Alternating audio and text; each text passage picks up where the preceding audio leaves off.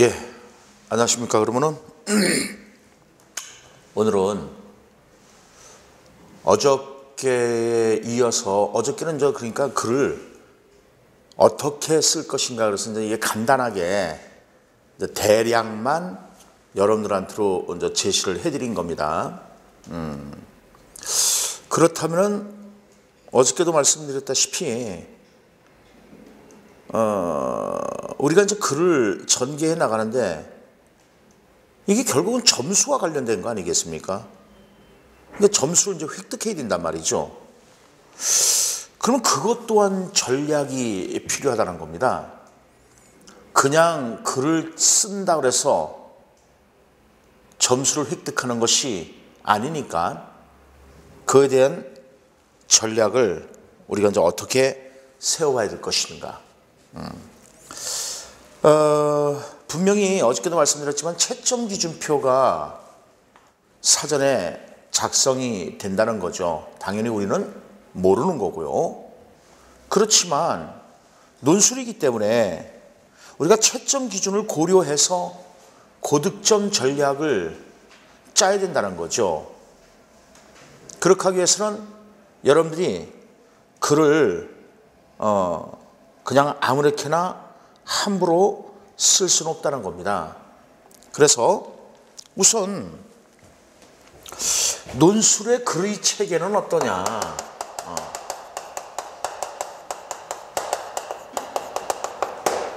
논술의 글의 체계는 제일 먼저 상황 이해가 이루어져야 된다는 거죠. 그러니까 자료 제시형으로 주어지던 단독 과제로 주어지던 아니면은 통합형으로 주어지던 상황 이해를 한 다음에 그 다음에 문제가 무엇인가 하는 문제 발견이 이루어져야 된다는 거죠. 그러면 저 문제를 발견했으면은 그 문제를 어떻게 돼요? 해결해야 될 것을 그 해결법을 제시해 줘야 된다는 거죠. 그랬을 때 이 해결법을 제시할 때 그냥 제시하는 것이 아니라 반드시 뭐를 들어서요? 근거를 들어서. 이럴 때 우리가 이제 설득적이다 이렇게 얘기할 수 있는 겁니다. 근데 논술은요, 논술은 이건 상대적일 수밖에 없습니다. 절대적이질 않습니다. 논술은요. 그 왜 상대적이냐면요, 여러분들이 제시하는 근거가 전부 다르지 않습니까?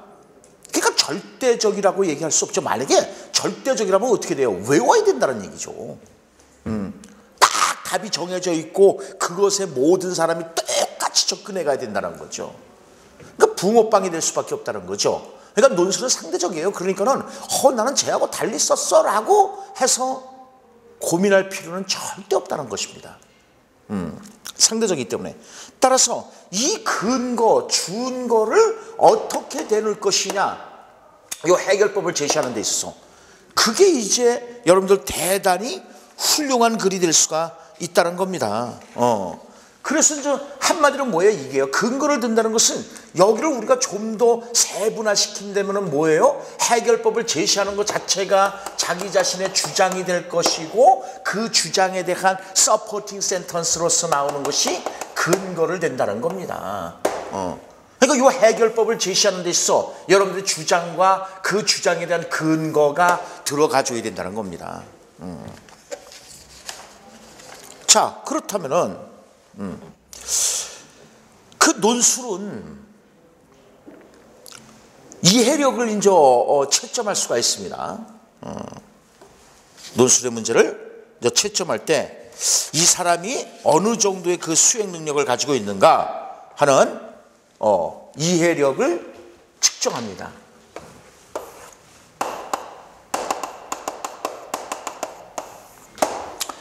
이해력을 측정했을 때 다시 말해서 논제의 핵심을 정확하게 파악하고 있느냐, 이런 걸 보는 겁니다. 논제의 핵심을 정확하게 파악하고 있느냐. 그 다음에 사고력을 보죠. 사고력.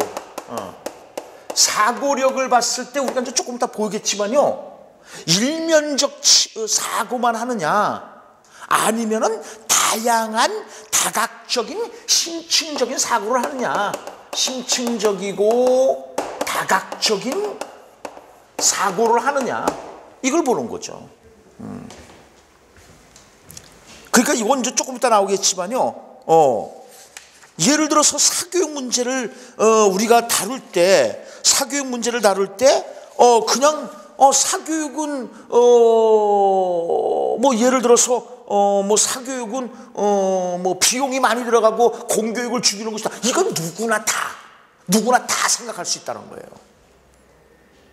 그러니까 그런 건 일면적 사고일 수밖에 없다는 겁니다. 그런 일면적 사고를 해서는 아니되고, 요새 말이 뜨고 미안합니다. 그래서 일면적 사고는 안 된다는 거죠. 그러면서 또 여기서 이제 나오는 것이 뭐예요? 창의력이 나올 수밖에 없어요. 창의력이요. 이 글이 창의적이냐? 그러면 창의적이기 위해서는 아주 합리적인 근거를 들어서 제시를 할 수 있어야 되겠죠. 그래서 자기 자신의 자신의 방법만으로, 자신의 방법만으로 해결하는 것을 제시를 해야 되겠죠. 그리고 이제 표현력을 봅니다.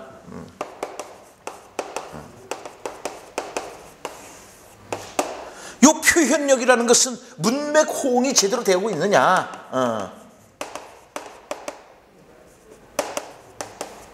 그러니까 문맥 호응이라는 것은요,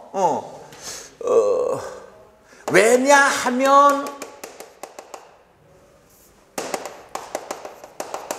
정겸이는 잘 생겼다 하면은 이건 문맥 호응이 안 된다는 거죠. 다시 말해서 왜냐하면이라는 거와 호응이 될 수 있는 것이 뭐냐? 뭐뭐이기 때문이다라는 것이죠. 그래서 잘 생겼기 때문이다, 이렇게 얘기가 돼야 된다는 거죠. 이런 것이 문맥 호응이죠. 그리고 또 여러분들 말이 안 되는 것들이 하나가 있죠. 또 뭐 어떤 것들이 있겠습니까? 예를 들어서요, 여러분들 사물이나 이런 데다가 너무 존칭을 하다 보니까는 사람에 대해서, 상대편에 대해서 너무 존칭을 하다 보니까는 이게 이제 잘못되는 거야. 그래서 예를 들어서 뭐 이제 극단적인 예를 들자면은 할아버지를 막 너무 이게 막 올리려고 그런 거야. 대통령으로 해볼까? 대통령을 막 올리려고 하는 거야. 그러니까 대통령의 강아지께서 졸고 있습니다. 이거 말이 되느냐는 거예요. 자, 조는 주체는 누구냐? 자는 주체는 누구냐? 당연히 대통령이라는 사람이 돼야 된다는 거죠. 그런데 이 강아지에 대해서 뭐뭐께서라는 말을 붙이는 거, 이 말이 안 된다는 거죠. 물론 강아지도 졸 수는 있습니다. 그렇지만 뭐뭐께서라는 말을 붙인다는 것은 대통령께서 졸고 계십니다라고 그런 건 되는 거죠. 그러니까 이런 것들도 여러분들 표현이 잘못됐다는 얘기죠. 그래서 문장력이라든가 이런 어휘라든가 어법에 맞는 글을 쓰고 있느냐, 이런 것들을 이제 살펴보면서 체계성과 일관성을 가지고 있느냐, 체계성과 일관성을 갖고 있느냐, 이런 것들을 보는 겁니다. 이건 제가 다시 수정을 하도록 할게요. 물론 졸고 있는 것은 강아지도 졸고 있습니다. 그런데 뭐뭐께서라는 말을 붙였기 때문에 강아지에 대해서 존칭을 했기 때문에 이건 잘못됐다는 얘기입니다. 이런 표현은, 이런 식으로 이제 표현하는 것은 고쳐야 되겠다 이거죠. 자, 그러면은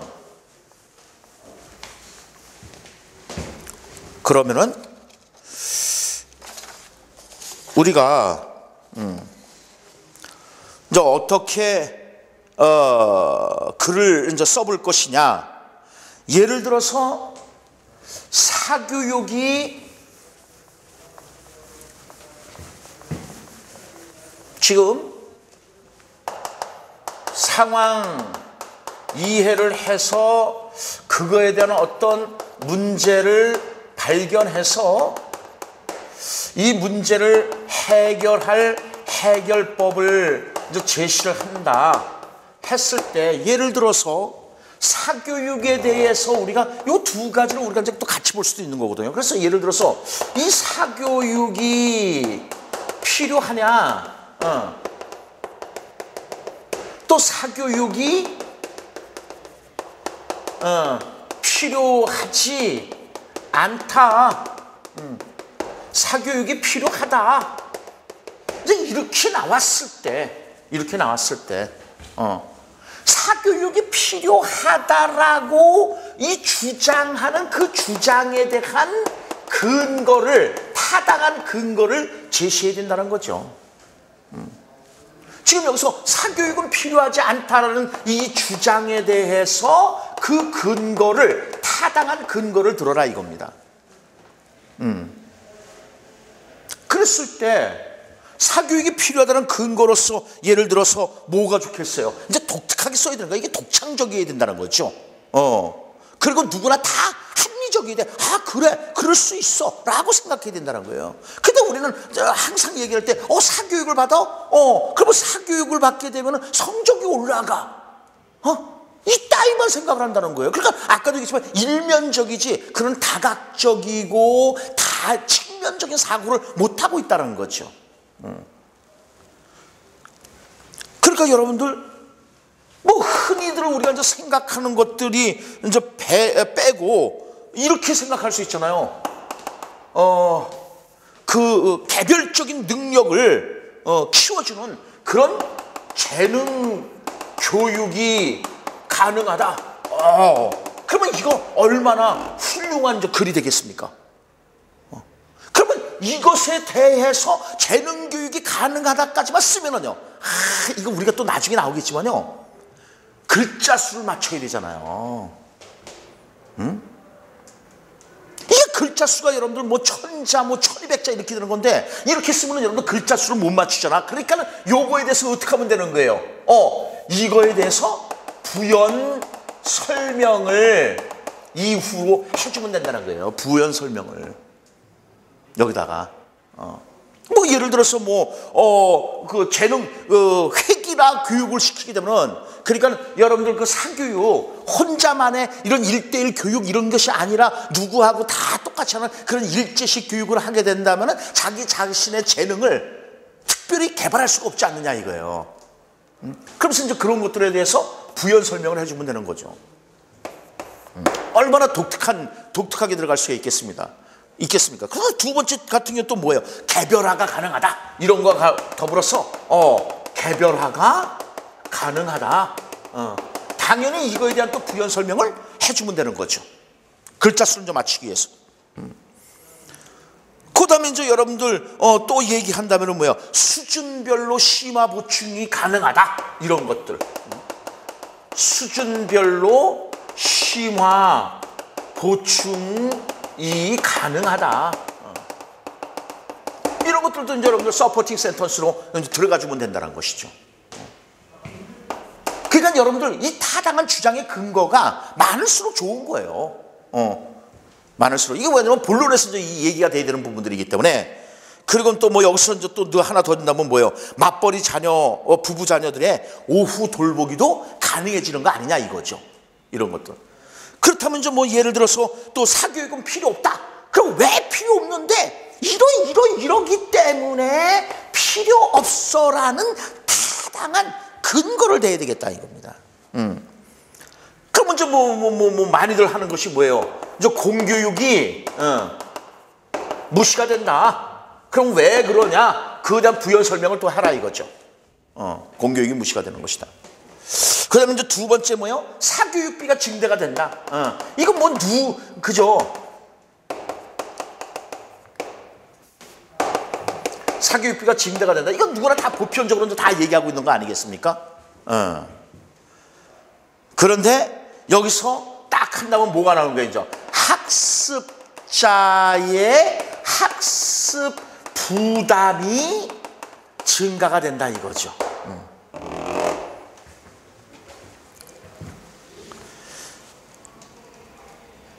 이제 가중이 된다는 거죠. 그리고 자율학습을 저해하게 된다. 이런 것들.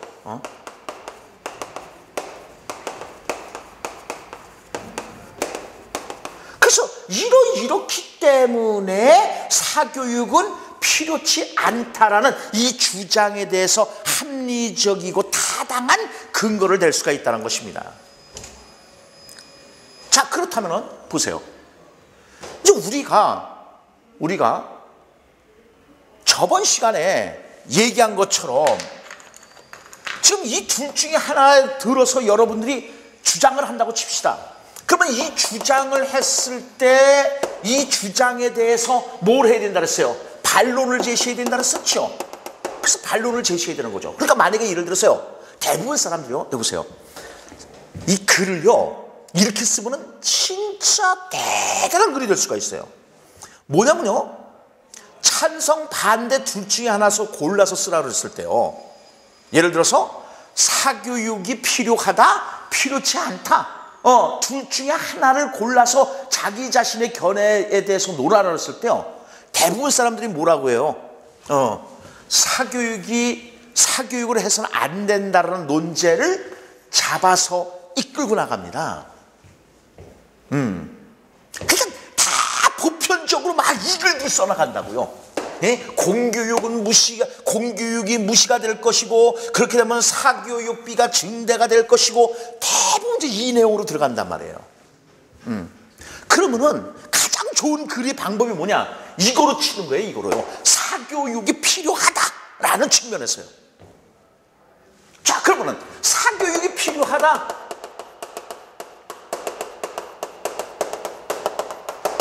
이렇게 이제 주장을 합니다. 그러면 채점하는 사람이요, 오, 벌써 눈이 달라져요. 이거 뭐지? 전부 천편일률적으로 다 사교육은 필요 없다라고 하는데 당신만 사교육이 필요하다라고 딱 튀고 나오는 거거든요. 근데 튀기만 하면 안 되지. 이건 튀기만 했어. 왜 튀기만 하면 안 되느냐? 사교육이 필요하다라는 이 주장에 대해서 반드시 뭐가 들어가야 된다고 그랬어요? 근거가 들어가 줘야 된단 말이에요. 이 타당한 근거가 들어가 준단 말이야. 이런 것들이.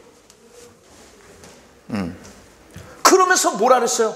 자, 여러분들의 주장을 좀 더 강력하게 호소할 수 있는 방법은 뭐라 그랬어요? 반대자의 입장을 들어야 된다 그랬잖아요. 그러니까 봐봐요. 대통령 후보들이 토론할 때요, 이 토론에서 누가 이기느냐는요, 상대편의 반론에 대해서 그걸 재반론을 잘하는 사람이 토론에서 이기는 거예요. 예를 들어서 김정일이라는 대통령이 사교육이 필요합니다. 그래서 이래서 사교육이 필요합니다 까지만 생각했어. 그 상대편이 반론을 제기하는 거야. 아니, 그렇게 되면 공교육이 무시가 되고 사교육비가 줄어들 증가가 될 것이고, 학습자들이 학습 부담도 커질 것이고, 그거에 대해서 어떻게 생각합니까? 그럼 좀 멍 때리는 거죠.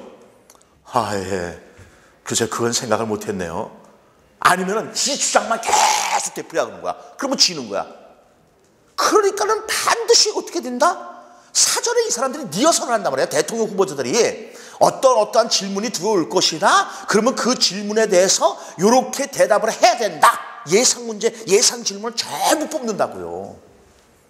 그것처럼 여러분들이 이거를 주장을 했을 때, 그러니까 어저께와 연결시켜서 얘기하는 겁니다.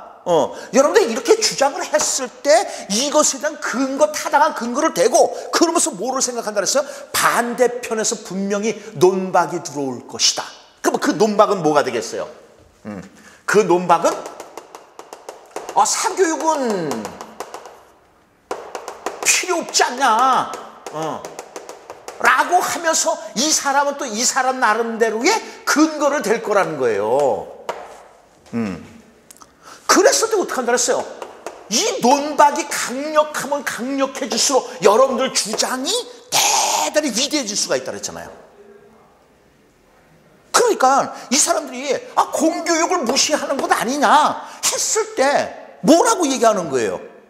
아, 그래, 공교육이 무시가 될 수 있지만은 이건 공교육이 무시가 아니라 오히려 공교육을 내시로 하는 방향으로 갈 수도 있다. 그럼 왜 그러는데? 신자유주의를 얘기하는 거예요. 교육에서의 어떤 경쟁을 도모함으로써 공교육의 그런 어떤 공교육은 사실상은 법적으로 생존권이 보장이 돼 있고 그러다 보니까 교육 서비스 질이 떨어지고 있지 않습니까? 그럼 사교육은 어떻게 되는 거예요? 아, 그럼요. 경쟁이 치열하잖아요. 그러니까 내가 살아남기 위해서는 어떻게 돼? 교육 서비스 질을 엄청나게 높여야 되는 거거든요. 오늘날 자꾸만 신자유주의가 얘기가 되지 않습니까? 그러니까 이 사람이 논박을 했을 때 공교육을 죽이는 것이지 않습니까? 라고 논박을 했을 때 그 논박에 대해서 어떻게 한다 그랬어요? 재논박을 한다 그랬잖아요. 재논박을 함으로써 공교육이 죽는 거 아니에요? 공교육이 죽을 수도 있겠죠. 당신 말이 맞습니다. 그렇지만 저는 공교육을 죽이고자 하는 얘기는 아닙니다. 왜 그러냐면은 그리고 이제 근거를 대는 거죠. 신자유주의가 들어오게 되는 것은 공교육과 공교육의 문제점을 극복하기 위해서 사교육을 주장하는 거죠. 그러면 이제 공교육이 내실화가 될 것 아니냐, 이렇게 재반박을 한다는 거죠. 그래서 주장 논박, 재논박 이 과정을 거쳐서 글을 쓰는 것이 상당히 여러분들한테는 고득점을 받을 수가 있다는 겁니다. 그래서 일단은 어저께 우리가 이제 공부한 거하고 같이 이제 연결을 해서 이제 살펴본 거고요. 그러면 지금서부터는 고득점 전략을 우리가 이제 어떻게 할 것인가, 그 고득점 전략에 대해서 한번 살펴보도록 하겠습니다. 자, 그러면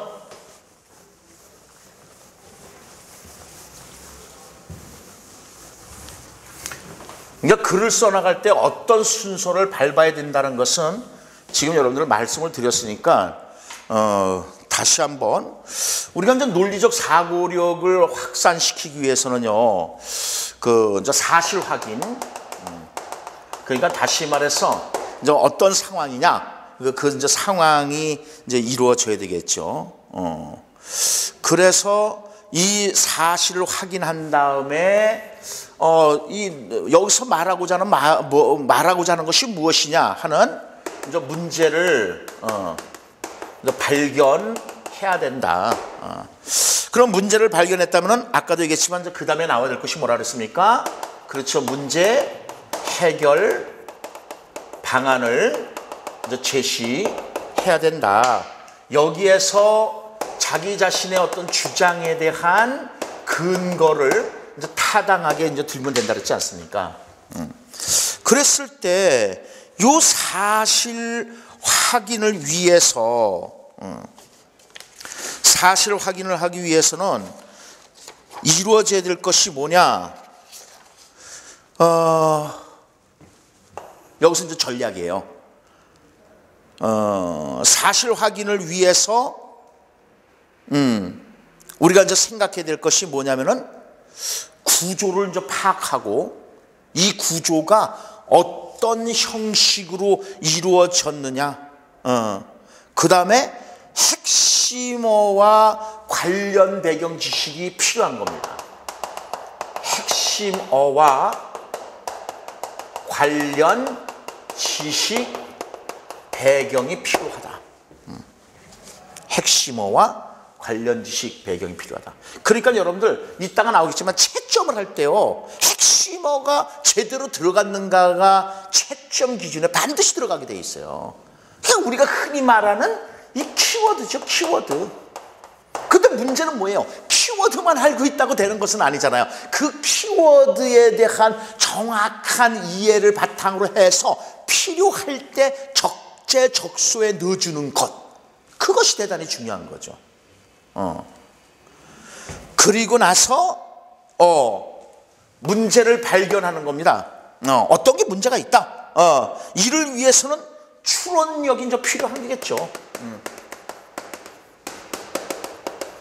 그러니까 여러분들 자꾸만 추론하는 것을 생각해 보셔야 된단 말이에요. 그리고 나서 문제 해결 방안 제시할 때 여기에서 여러분들의 주장에 대해서 타당한 근거를 대면서 이제 여기에서 여러분들 글 자체에 대한 이 평가, 그 다음에 감상력. 그래, 내가 여기서 이걸 이렇게 쓰는 것보다는 이렇게 쓰는 게 좋았을 텐데 하는 평가와 감상력, 이런 것들을 길러줄 필요가 있다는 거예요. 그러니까 당연히 제일 먼저 뭐예요? 관련 배경 지식과 핵심어에 대해서 생각을 못하면 다음 글을 써나갈 수가 없다는 거예요. 사람들이 대부분 어떻습니까? 말 참 잘합니다. 말 참 잘하는데 글 쓰라면요 절대 못 쓰죠. 그건 왜 그러냐면요, 글을 절대 못 쓰는 이유는요, 써보지 않았기 때문에 그런 거예요. 그러니까 글을 자꾸만 써보시도록 하시고, 그리고 이런 추론도 자꾸만 해보시고 이제 하셔야 되겠습니다. 자, 그러면 저 예를 들어서 교육의 어원에 대해서 이제 시험에 나올 수가 있어요. 그럼 맹모 삼천지교, 우리가 이제 여러분들 맹모 삼천지교 해갖고 맹자의 엄마가 뭐 3번 그죠 뭐 이사 갔지 않느냐 이거잖아요. 그래서 맹모 삼천지교가 이제 이게 나왔을 때 이게 이제 사실 확인이 바로 사실 확인이 이제 맹모 삼천지교가 될 겁니다. 맹모 삼천지교가 이게 사실 확인이죠. 그래서 엄마가 맨 처음에는 공동묘지였었나요? 그죠? 그러니까 애가 맨날 애고 하더라 이거죠. 그래서 이거 교육이 이래서는 안 되겠다. 그래서 이제 두 번째로 시장으로 이제 이사를 가는 거 아니겠습니까? 시장으로 가니까 얘가 또 맨날 골라 잡아 골라 이거만 한다는 거죠. 그래서 안 되겠다 그래서 학교 근처로 이사를 갔다 이거죠. 그래서 맹자 어머니가 자식 교육을 위해서 3번 이사한 것이 이제 사실 확인이 되는 겁니다. 자, 그러면 이제 이 문제를 발견해서 여기서 이제 추론력이 필요하다 그랬잖아요. 추론이. 그랬을 때 여러분들 맹모 삼천지교에 대해서 만약에 면접에 나왔을 때도 그래요. 맹모 삼천지교가 맹모 삼천지교에 대해서 얘기해봐라. 그랬을 때 뭐라고 얘기하냐면요, 예, 맹모 삼천지교는요 맹자의 어머니가 맹자의 교육을 위해서 3번 이사했다는 것입니다. 그로 땡 끝나는 거예요. 그건 누구나 다 대답을 하는 거란 말이에요. 그런 대답을 원하겠습니까? 그래서 합격하겠습니까? 그러니까 글을 쓸 때 반드시 이 추론이 필요하다는 거야. 그러니까는 세분화시키는 거야. 이거 세분화시키는 거야. 자, 맹모 삼천지교가 교육적 의미는 뭐였을까? 그러면 여기서 이제 뭐야? 환경이 결국은 교육의 환경을 강조한 얘기가 되겠죠. 환경이 지배한다는 거 아니에요. 그러니까 다시 말해서 무덤, 그 다음에 시장, 학교. 그래서 교육적 측면에서 그거에 대해서 의미 부여를 하라는 겁니다. 여기는 이제 문제 해결 방안에 있어서 의미 부여가 이제 되는 거야. 그래서 환경, 교육적 측면에서는 환경이 교육을 지배한다라는 의미 부여를 하는 것이고, 그 다음에 두 번째로는 여러분들 자꾸만 생각을 하란 말이에요. 이거를 갖다가 적성의 측면에서 이야기해 볼 수는 없을까? 그러니까 추론을 자꾸만 하란 말이죠. 적성의 측면에서 얘기해 볼 수가 없을까? 그러면 적성의 측면에서 얘기한다면 어떻게 풀어나갈 것인가? 이거는 적성을 찾기 위해서 각종 직업에 노출시켜 보는 거 아니에요. 다시 말해서 자의사로 노출시켜 볼 수 있는 것이고, 시장 상인으로 노출시켜 볼 수 있는 것이고, 또 하나는 교육자로서 노출시켜 보는 거 아니에요. 그러니까 결국 맹자는 교육자가 된 거 아닙니까? 그죠? 그래서 적성을 찾기 위해 이제 의미를 부여하는 겁니다.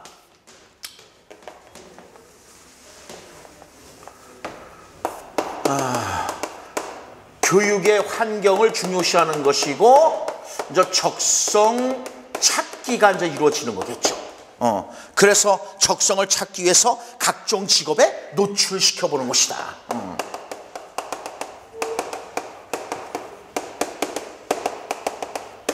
그래서 장의사, 그 다음에 상인, 그 다음에 저 교사 이렇게 되는 거겠죠.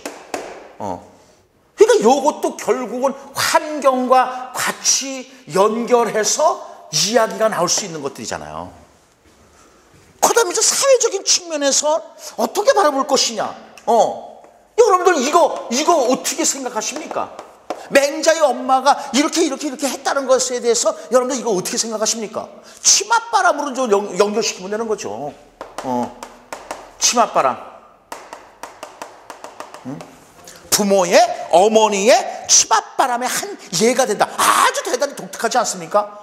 우리가 여기까지 생각하지는 않는단 말이에요, 대부분요. 그래서 이렇게 사실을 확인하고 문제를 발견할 때, 이 추론을 할 때 그냥 한 가지 누구나 다 아는 추론을 하지 말고 다양한 분야에서 이랬을 때 이런 어떤 의미가 형성이 될 것인가, 이제 그거를 생각하라는 거죠. 그랬을 때 이것에 대해서 이제 주장하는 거 아니겠습니까? 그러면 이제 이거에 대한 근거를 제시하는 것이 이런 걸로 근거를 제시하는 거죠. 여기서도 근거를 제시하는 것들이 이런 것들로 근거가 제시가 되는 것이고, 타당하고 합리적인 근거를 제시하라는 겁니다. 그래서 자꾸만 쪼개봐라. 추론에서는 자꾸만 쪼개봐라. 다양한 분야로 쪼개서 한번 생각해봐라. 그러면 만약에 여러분들 네 번째 만약에 또 하나 집어넣는다면 또 뭘로 한번 생각해 볼 수 있겠어요? 한번 생각해 보세요. 뭘 할 수 있겠어요? 경제적인 측면도 우리가 생각해 볼 수가 있다는 거죠.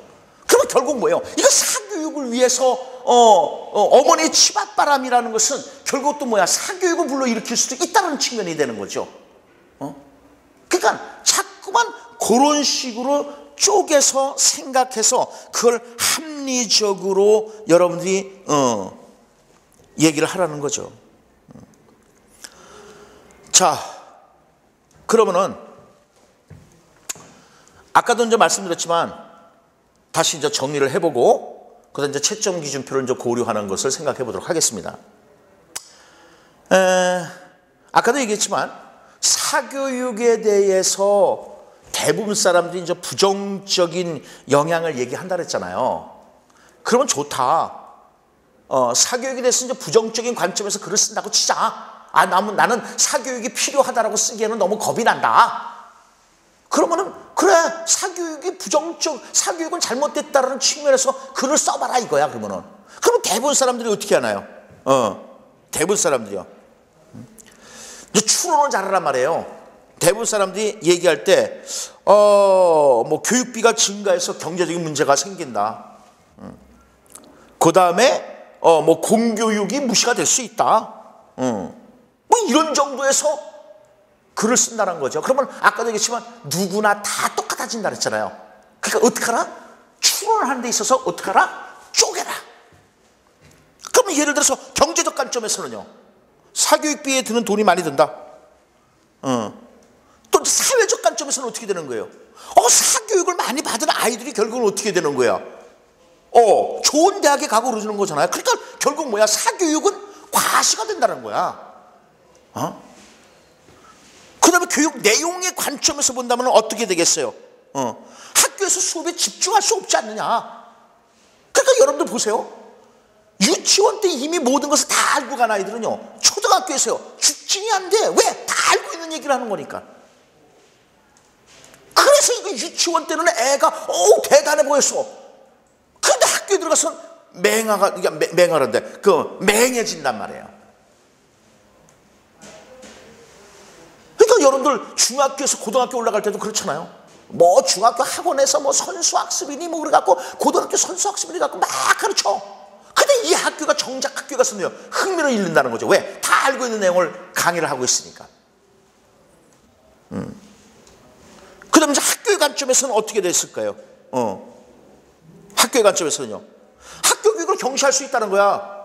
다시 말해서 여러분 스승의 날 보세요. 스승의 날 학교에 와서 애들이 카네이션을 꼽아주는 것이 아니라 학원으로 가서 학원 강사에게 카네이션을 꼽아줘. 그리고 학원 강사가 혼 좀 내고 체벌하는 것은 그거는 신경을 안 써, 부모들이. 학교 선생님들이 체벌하 그러면 왜 어떻게 이럴 수가 있어 이렇게 나오는데, 그러니까 학교 교육을 경시할 수 있다는 거야. 그러니까 이게 추론의 추론을 보다 좀 더 세부적으로 쪼개라는 거죠. 그러면서 그거에 대한 합당한 근거를 댔을 때 여러분들은 훌륭한 글을 쓰게 된다는 것입니다.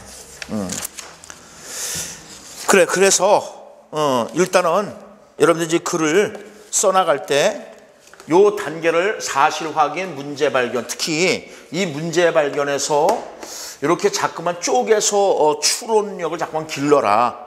그러니까 추론력을 기르는 방법은 간단합니다. 어떤 현상에 대해서 자꾸만 그래 이게 경제적인 측면에서는 어떻겠지? 정치적인 측면에서는 어떻겠지? 사회적인 측면에서는 어떻게 할까? 교육 내용 측면에서는 어떨까? 아동의 측면에서는 어땠을까? 부모의 측면에서는 어땠을까? 이걸 여러 측면에서 다각적인, 아까 얘기했잖아요. 다각적인 방면에서 살펴봐라. 측면적 사고를 하셔라. 그러면은 각각에 대해서 의미를 부여할 거란 말이에요. 그러면 각각에 대해서 의미를 부여했을 때 교육적 측면에서는 요렇다. 이 의미를 부여했을 때 여기까지만 하면 여러분들 너무 그죠? 내용이 적어. 천자를 못 써. 그러니까는 요것에 대한 서포팅 센터스를 충분하게 될 수 있거든요. 그래서 교육학적 배경 지식이 반드시 필요하다는 것이 거기서 나오는 거예요. 왜? 요거를 했을 때 교육의 환경을 지배한다 했을 때, 그러니까 환경이 교육을 지배한다 했을 때 교육 만능설을 여러분들 딱 제기를 하면 되는 거거든요. 교육 불가능성과 교육 만능설이 있지 않습니까? 그래서 교육 불가능설 같은 경우는 소질 만능설이라 해갖고 어떻게 되는 거죠?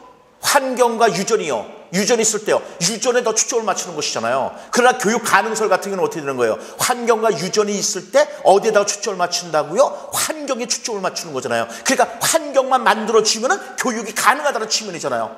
얼마나 대단히 합리적이고 논리적인 근거를 대는 거겠습니까? 그러면서 글을 늘려나가는 거란 말이죠. 그래서 핵심어와 관련 지식 배경이 대단히 이제 중요하다는 겁니다. 그러면 자 이제 마구잡이로 이제 글을 쓸 수 없기 때문에 아까도 말씀드렸다시피 채점 기준표를 만들어 가야 되겠다. 여러분들 스스로가 채점 기준표를 자꾸만 만들어서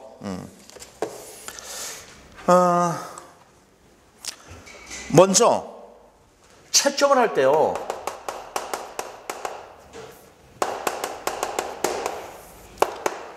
내용 요소하고요. 형식 요소를 두 가지로 쪼개서 채점을 하게 되어 있습니다. 내용 요소 같은 경우에서는요.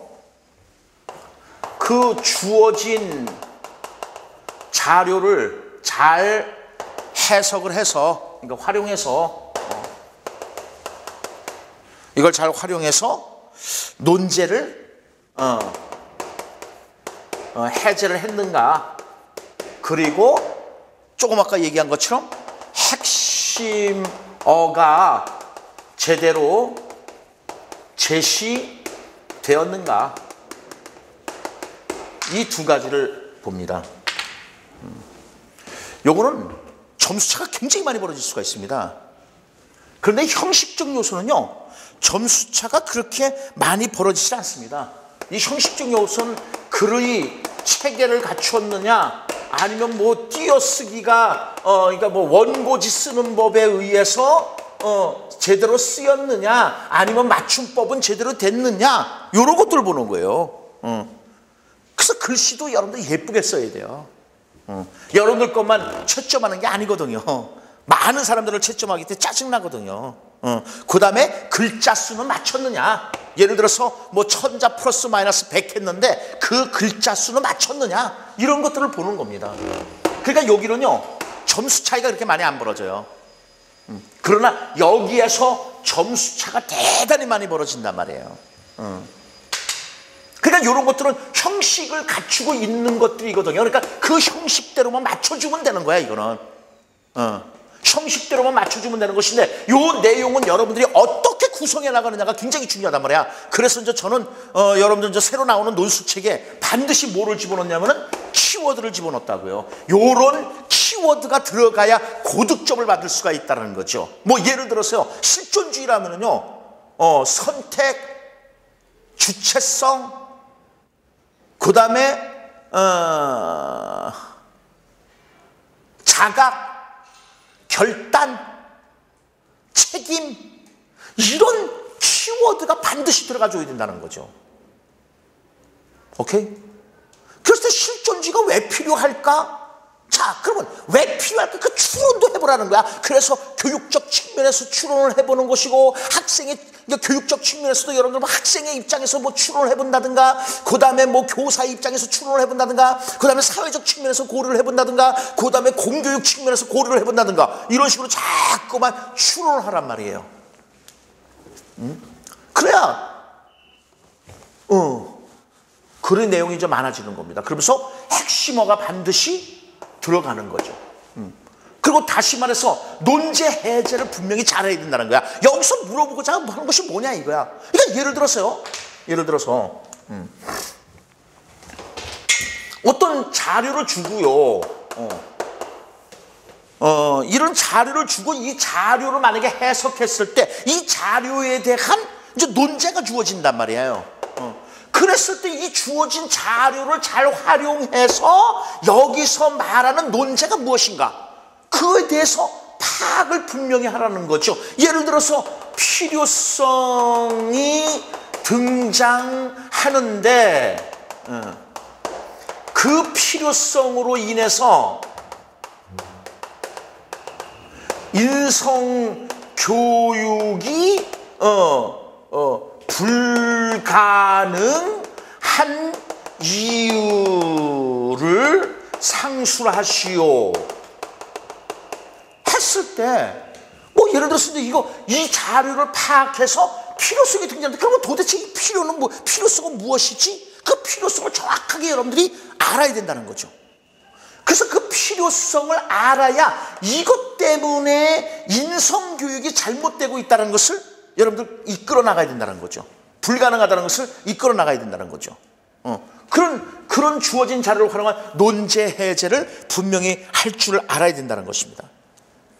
그러면 이 내용을 채점할 때요, 이제 채점위원들이 이 내용을 채점할 때 제일 먼저 보는 것이 뭐냐면요, 아까도 얘기했지만요, 항목별로 핵심어를 체크합니다. 이게 전부 안 읽어요. 실제로는요, 전부 읽을 수도 없고요. 그래서 예를 들어서 뭐 필요성하고 그 다음에 인성교육의 불가능, 이 두 가지 항목이 나왔다. 그러면 당연히 어떻게 돼요? 문단 단락도 두 단락이 돼야 되는 거야.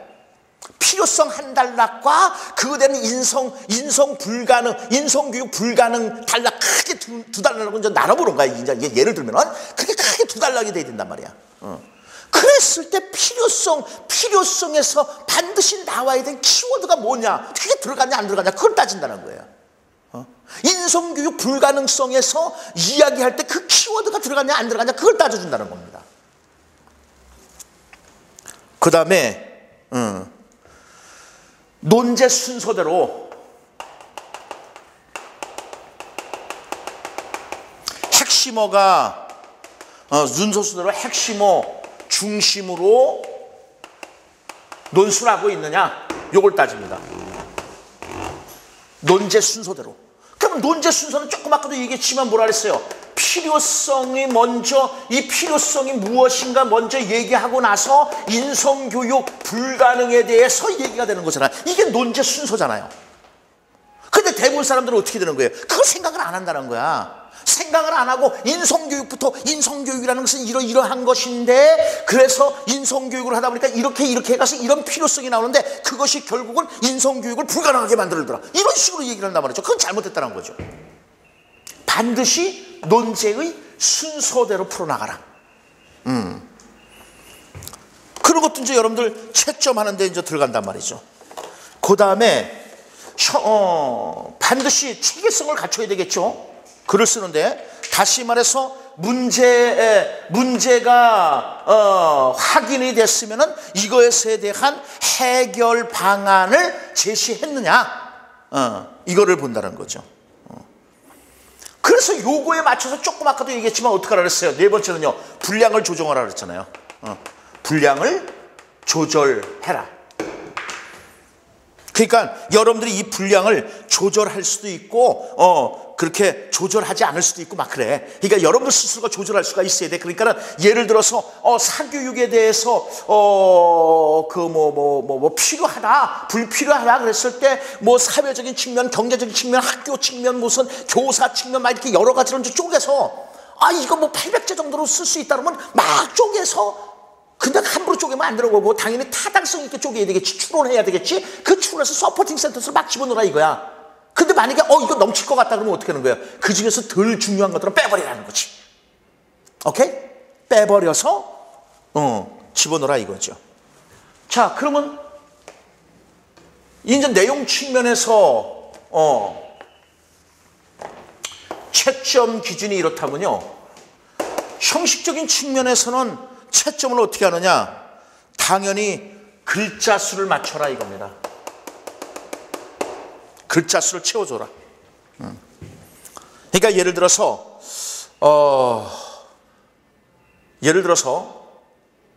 뭐 1000자 이내로 쓰시오.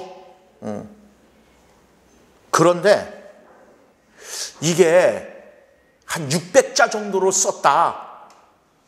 그러면요, 채점을 고려하지 않는다는 거죠. 또 예를 들어서 뭐 1300자, 1400자가 됐다. 그러면 역시 이것도 채점을 고려하지 않습니다. 뭐 예를 들어서 뭐 1000자에서 뭐 800자, 900자 정도는 어느 정도 고려해서 채점을 할 수는 있어요. 그렇지만은 터무니없이 모자르면은 채점하지 않는다는 점. 그다음에 두 번째, 여러분들이 이제 원고지를 이제 쓰게 되면은 원고지 쓰는 법에 따라서 여러분들이 원고지를 쓰는데 교정한 거 있잖아요. 교정한 거는 여러분들이 신경을 안 쓴다는 거야. 글자 수에 신경을 안 쓴다는 거야. 근데 교정한 거 이것도 글자 수에 포함시킨다는 것입니다. 예를 들어서요, 정겸이는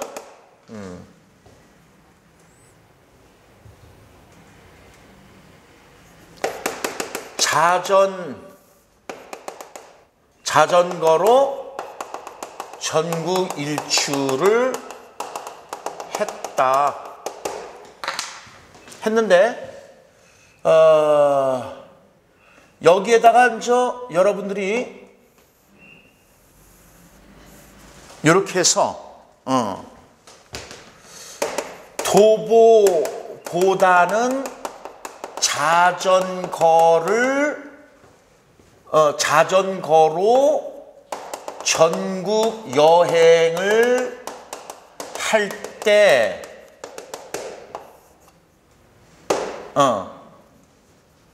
이런 식으로 고친다 그랬을 때 하나, 둘, 셋, 넷, 다섯, 여섯, 일곱, 여덟, 아홉, 열, 열하나, 12자잖아. 그러니까 본래의 원고 글자는 12자란 말이야. 근데 여기서는 하나, 둘, 셋, 넷, 다섯, 여섯, 일곱, 여덟, 아홉, 열, 열하나, 열둘, 열세, 열네, 열다, 열여, 16글자가 되거든요. 그러니까 이거는 지운 거기 때문에, 왜냐면 이건 이미 원고에 쓴 거니까 여러분들 12자로만 딱 생각한단 말이야. 그런데 이거를 인정하지 않고 16자로 인정한다는 거야. 그런데 여러분들은 이미 여기 원고지 칸에 메꿔져 있기 때문에 이거 16자를 생각을 안 한다는 거지. 그러면 잘못된다는 거예요.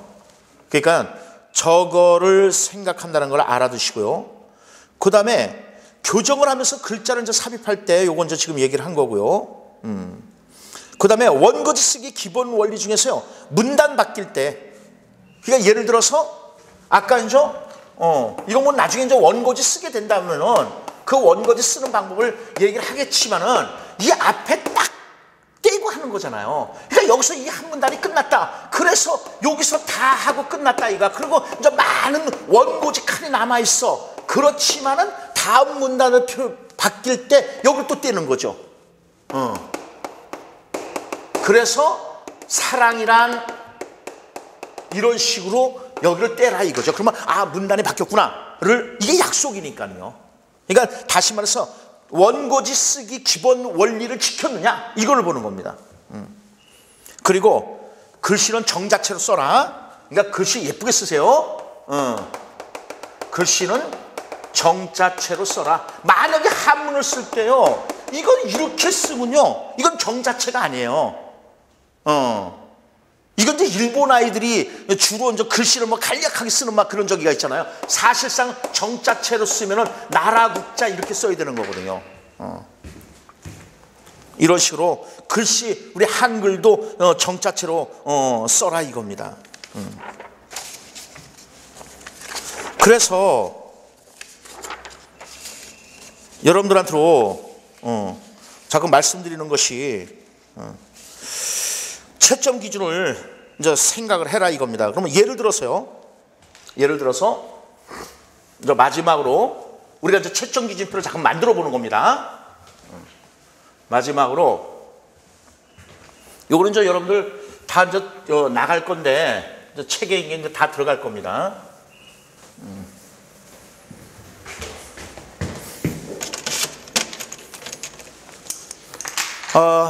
어저께하고 오늘 한 그 자료는요, 안 올리도록 하겠습니다. 왜냐면은요, 이게 제가 강의한 자료들을 다운을 받아서, 혹시 옛날부터 그런 일이 참 많았었거든요. 제가 웹 정리한다든가 전체 흐름도를 한다든가 또 시험 문제라든가 이런 것들을 다른 그럴 리는 없겠지만 옛날로 미루어 보아서 다른 분들이 그 포맷을 이용을 하면은 저는 아무것도 안 되거든요. 그분들은 또 꼭 그런 건 아니겠지만은 그분들이 글을 쓰기보다는 또 다른 사람을 한테로 시켜서 글을 쓰게 만들고 그러니까 굉장히 책이 빨리 나오거든요. 근데 저는 지금 굉장히 오랜 시간에 걸쳐서 지금 책을 쓰고 있는 거거든요. 그래서 제 자료를 보호한다는 점에서 일단은 자료는 안 올리고, 어저께도 자료 안 올리고 글을 써드렸기 때문에 이제 여러분들 쉽게 이해할 수 있을 겁니다. 그럼 이제 요번에도요, 왜냐면 이제 우리 선생님들이 지금 인터넷을 통해서 이제 이거 제 강의를 보시는 거기 때문에 좀 뭐 여러 번 이렇게 보면은 여기서 뭘 얘기한다는 걸 알 수 있겠죠. 이제 예를 들어서요, 이제 그 예가 이제 사례가 이제 자료 제시형으로 이제 나와요. 제 카페에 보면은요, 제가 젊었을 때, 저 대학 다닐 때 흑백 사진을 올려놓은 게 있습니다. 이렇게 머리가 굉장히 많았었습니다. 지금은 이렇게 이제 머리가 없지만, 이게 노량진에 와서 이렇게 머리가 쉬고 그리고 머리가 빠지기 시작하더라고요. 그래서 심한 스트레스 때문인데, 어쨌든 저 어떻게 하냐면요, 제가 그 사진을 딱 올려놨는데요, 여기 악플이 달린 거야. 못된 댓글이 딱 달렸습니다. 악플이 달렸습니다. 그래서 이걸 보고 이거 누가 했지? 보니까는 나하고 가까운 친구가 악플을 잔뜩 달아놓은 겁니다. 그러니까 저는 좀 승질이 나죠. 승질이 나서 가까운 친구들에게, 야, 이거 어떻게 쓰면 좋겠어? 그러니까는 효리가, 나의 가까운 친구 효리가, 야, 그래도 되겠냐? 그러자면 너 가만히 있지 마. 가만히 있지 말고 말이야, 그놈은 저 동엽이로 하겠습니다. 악플 다른 놈은 이제 동엽입니다. 정겸이 사진에 대해서 사진을 올려놨는데 이거에 대해서 이제 악성 댓글을 다는 사람, 이 사람이 이제 동엽이고, 그래서 이제 정겸이가 효리에게 물어봤습니다. 그러니까 효리가 뭐라 그러냐면, 야, 너도 가만히 있지 마. 그리고 너도 그만큼 정겸이 너도 동엽이만큼 악성 댓글을 달아주어. 이렇게 얘기하는 겁니다. 그러니까 뭐 이제 싸이월드 같은 데다가 이제 이렇다고 칩시다. 왜냐면 요새 이제 뭐 싸이월드는 뭐 누구나 다 가지고 있으니까.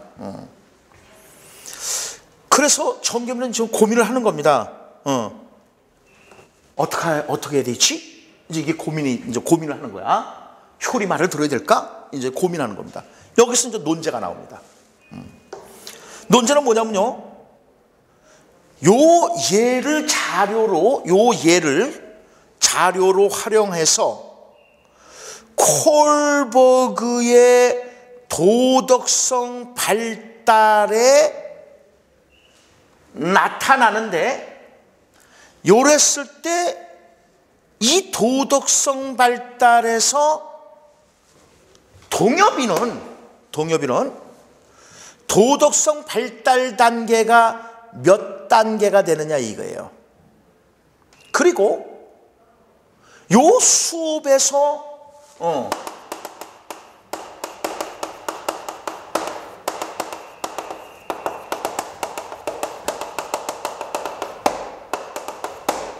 그리고 이 수업에서 이제 교사가 요 사례를 가지고 이제 수업을 하는 거거든요. 이 수업에서 인지적 불균형과 상호작용주의를 인지적 불균형과 상호작용에 대해서 특성을 기술 설명해라 이겁니다. 이렇게 됐을 때, 자, 제일 먼저 뭐 한다 그랬습니까? 사실 확인한다 그랬었죠. 사실 확인하고 나서 이제 문제를 발견한다 그랬었죠. 문제를 발견했으면 그 다음으로 이제 뭘 한다 그랬습니까? 해결 방안을 제시해 준다 그랬었죠. 그래서 해결 방안을 제시하는 단계로 이제 글을 써나가면 되는데, 우선 사실 확인해서 아까도 얘기했지만 핵심어를 찾아야 된다는 거죠. 여기서 핵심어는 소위 말해서 뭐예요? 콜버그의 토론 수업에 해당되는 거겠죠. 콜버그의 토론 수업입니다. 그러면은 여기에서 문제 발견에서는요, 자, 첫째, 아까도 얘기했지만 동엽이는 콜버그 도덕성 발달 단계에서 몇 단계냐 하는 것을 물어보는 거잖아요. 그러니까는 콜버그의 도덕성 발달 단계가 문제가 될 것이고, 또 두 번째 이제 질문이 뭐냐면은 도덕 수업 모형의 원리야. 요게 이 수업에서의 이제 원리거든요. 그러니까 이제 두 번째로 가서는 토론 수업의 원리.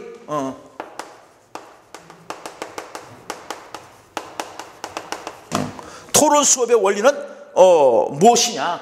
그리고 이거를 갖다가 이 아이를 이제 도덕성 문제 이제 세 번째 하나 더 넣는다면은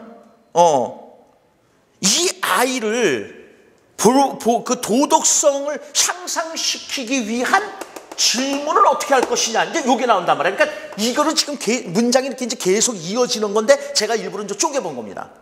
그래서 동엽이의 도덕성 발달 단계는 어떻게 되는 것이고, 이 수업에서 사용하는 이 원리인 이것에 대해서 기술하는 것이고, 그리고 동엽이의 도덕성 발달 단계를 쉽게 말해서 업그레이드 시킬 수 있는 질문 유형은 어떻게 하면 되겠느냐, 이런 거란 말이에요. 그러면 이제 세 번째 문제 발견은 뭐가 되는 거예요? 수업 단계와 그 단계에 따른 질문 전략은 어떻게 될 것이냐, 이겁니다. 요랬을 때 요거도 이제 해결 방안 제시를 해야 되겠죠. 자, 이랬을 때 동엽이의 도덕성 발달 단계는 3수준 6단계에서 2단계에 해당된다는 거죠. 2단계에 된다. 그러면 이제 요 2단계에 대해서 아까도 얘기했잖아요. 근거를 이제 제시하면 되는 거죠. 근거를 제시하고 이것에 대해서 좀 더 상세하게 진술하면 된다는 거죠. 그러니까 2단계 그러면 뭐라는 거예요? 자기중심적인 단계고, 도구주의적 단계고, 교환의 목적으로서 인과응보적인 그런 특성을 가지고 있다, 이런 식으로 기술해버리면 된다는 거죠. 그러면 글이 좀 더 길어지는 거죠. 그 다음에 토론 수업의 원리에서 인지적 불균형의 원리는 뭐고, 그 다음에 상호작용은 왜 이루어져야 되는 것인가, 그거를 여러분들 기술하면 된다는 것이죠. 그리고 나서 질문 전략에서는 역할 바꾸기를 하는 질문을 하면은 어떻게 했느냐 이거예요. 이렇게 이제 생각을 해봐야 된다는 거죠.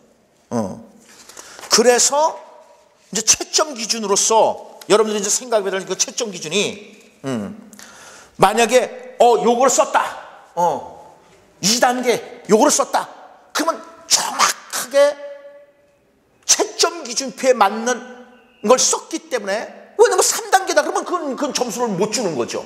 그러니까 정확하게 이게 3수준 6단계 중에서 2단계라는 것을 정확하게 썼을 때, 그럴 때 그게 점수가 주어지는 거예요. 그런데 2단계를 썼다 그래서 점수가 주어지는 것이 아니라, 요게 이제 만약에 요게 채점 기준에서 요게 총 뭐 10점짜리라고 칩시다. 10점짜리인데 요거를 뭐 3점 몇 점하고, 그 다음에 요거를 뭐 4점 몇 점하고, 요거를 3점 몇 점 했다 그랬을 때, 요거 2단계라고 쓰는 것 자체가 1점이라면요, 요거에 대한 서포팅 센턴스로 들어가는 것이 2점이 된단 말이에요. 이렇게 부분 점수가 이제 주어지는 거니까. 그러니까 당연히 어떻게 돼요? 해결 방안을 제시하는데 그거에 대한 타당한, 그죠, 근거를 제시하라는 거죠. 그 근거 제시가 이것을 돋보이게 해주는 거니까. 알겠죠? 그 다음에 수업 모형 원리에서 인지적 불균형의 원리가 뭐고, 상호작용주의가 무엇인가에 대해서 설명을 했을 때 2점, 2점 이렇게 갈 수가 있다는 거죠. 요거 2점, 요거 2점 이렇게 되는 거죠. 예. 그래서 여러분들이 채점 기준표는 항상 다시 한번 얘기하지만 사실 확인이 뭐고, 그 다음에 여기서 지금 질문하고자 하는 것이 뭘까? 논제를 해제하는 겁니다. 질문하고자 하는 것이 뭐지? 그래서 그 질문하고자 하는 것을 딱딱딱 정리를 해서 이게 논제 해제가 되는 거죠. 그리고 그거에 따라서 답이 나와야지. 물어본 거에 대해서 답이 나와야죠. 그 답을 써주는데, 예를 들어서 여기 같은 경우는 사실상은 인지적 불균형과 상호작용이라는 것이 나왔기 때문에 이게 토론 수업의 원리가 나와 있잖아요. 그러니까 그것만 써서는 답을 쓸 수가 없다는 거지. 그죠? 점수를 받을 수가 없다는 거지. 그러니까 인지적 불균형이라는 것은 무엇이고 상호작용은 무엇이다라는 것이 나와야 되는 거죠. 인지적 불균형 같은 경우는 여러분들 지금 정겸이가 도대체 어떻게 해야 되지? 이런 갈등을 빚고 있지 않습니까? 그게 인지적 불균형이잖아요. 그러니까 그거에 대한 근거를 이제 자세히 제시를 해줘야 되는 거죠. 인지적 불균형이라는 것은 이러이러한 것으로서 지금 정겸이가 그 효리의 이야기를 듣고 자기도 해야 될지 말아야 될지 그것에 갈등을 빚고 있는 거, 그게 인지적 불균형이라고 하는 거잖아요. 그런 거 서포팅 센터스로 들어가주면 대단히 훌륭한 점수를 받을 수가 있다는 것입니다. 그래서 이제 마지막으로요, 제가 이제 양 이틀에 걸쳐서 앞으로 제가 수업을 어떻게 하겠다는 것을 여러분들한테 지금 보여드린 겁니다. 그래서 앞으로 이제 수업을 할 때 이런 식으로 풀어나가고, 또 제 책도 또 그런 식으로 이제 나올 것이고요. 그래서 이제 여러분들한테로 보다 좋은 논술이 이루어질 수 있도록 노력하도록 하겠습니다. 감사합니다. 그리고 어쨌든 하고자 하시는 일이 모두 다 잘 되기를 기원하겠습니다. 고맙습니다.